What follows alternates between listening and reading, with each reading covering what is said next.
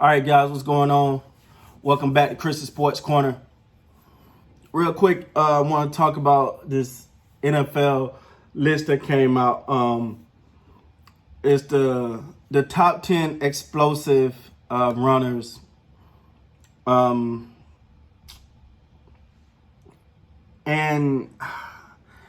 all right, so I'm gonna go through the list, right? And then I'm gonna give you my perspective and how Zeke don't make this list. All right, so I'm assuming this list is based off of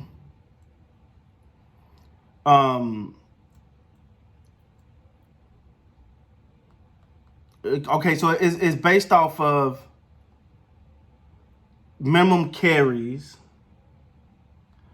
at least 20 plus yards a game, defining matrix. All right.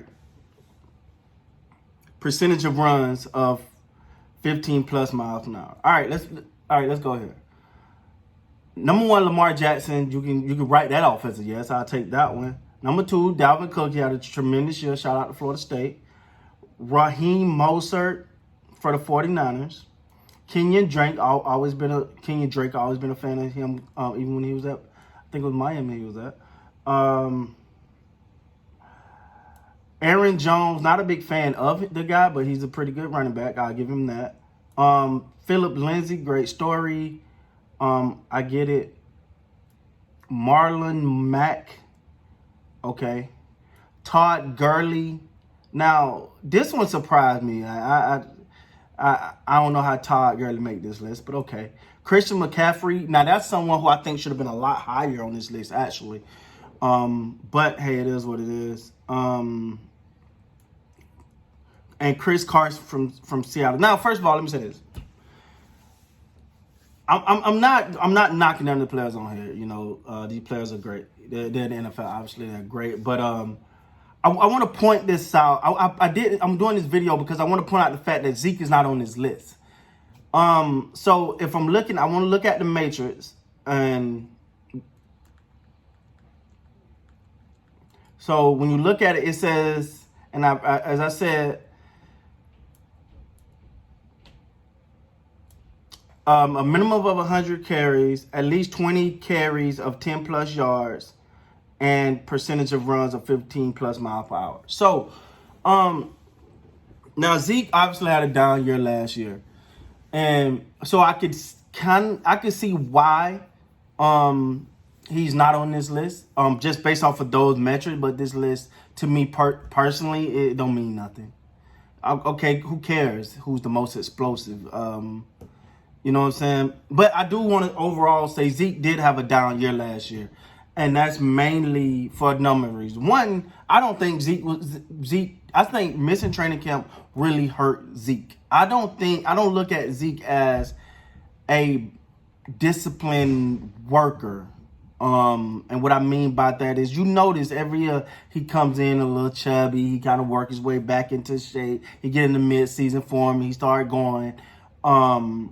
You know, he always had look a little pudgy at the beginning of the season. But so you take that away from him. But normally he's further along with training camp. This year he didn't have training camp. But also you look at a lot of these games, the Cowboys fell behind. When you start to fall behind, you ain't finna be running the ball as much, because now you're playing catch up. That's why I keep talking about. That's why I understand the drafting of CeeDee Lamb more than a lot of people, simply because the numbers that everyone keep touting out about the Cowboys offense are fraudulent. That's what it is. They're fraudulent because that's how because it don't make sense. You go, man, it's 8-8 team, but they had number one offense. No. They had number one catch-up offense. They always got off the slow starts. So they were forced to throw themselves back in the game, which innately caused Zeke to slide. So all of Zeke's failure last year was not completely on him. Like, he played a part in, don't get me wrong. But at the same time, some of that come from the team having to play catch-up, and they're starting to throw the ball more.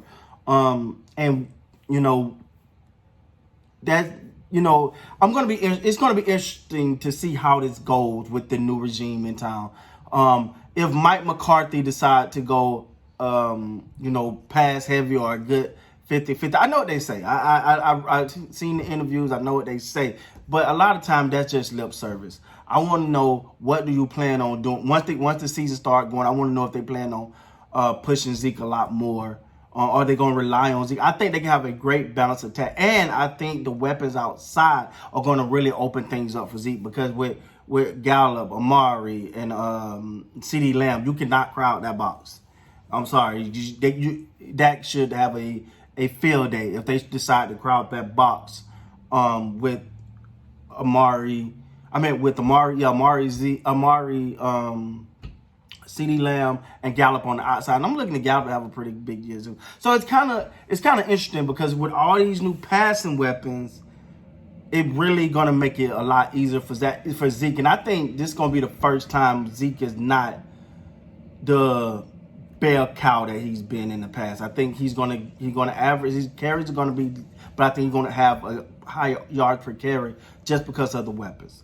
It a lot depends on the quarterback playing the player, the receivers depends on. I think Zeke gonna depend more on that as well. So with that being said, guys, I just want to come talk to you guys real quick about that. I seen the list, the top 10 explosive running back. I understand why he's not on that, and it's just based off of last year, and I wouldn't put him in that.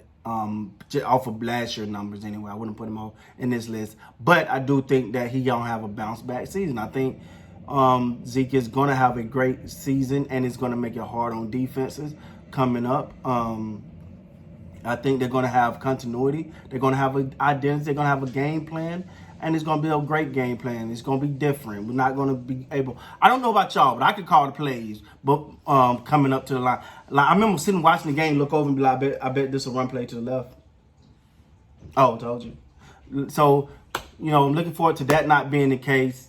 But yeah, so Zeke didn't crack the top 10, but I understand it.